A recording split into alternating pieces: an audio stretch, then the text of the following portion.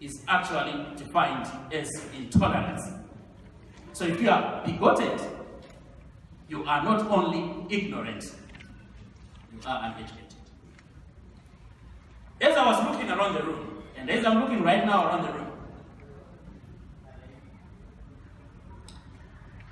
I see people with different backgrounds, raised by different parents, dressed in different shades and colors, people of different style, people of different size, both shape and heights. So naturally, I'm looking at people that will always see things different.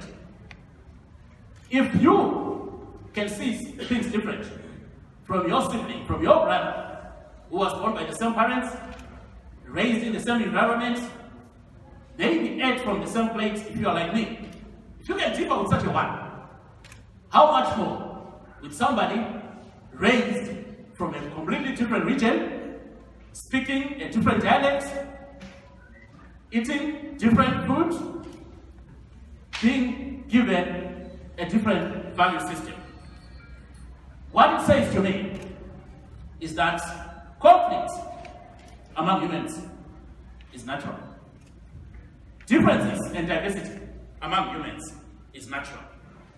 But, like the previous speaker said, what distinguishes us from animals is our capacity to have dialogue, is our capacity to resolve our differences and our conflicts in a civilized way.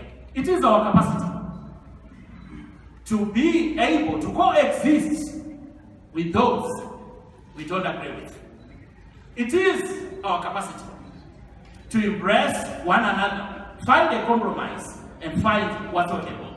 And that capacity to amplify that which brings us together against that which divides us.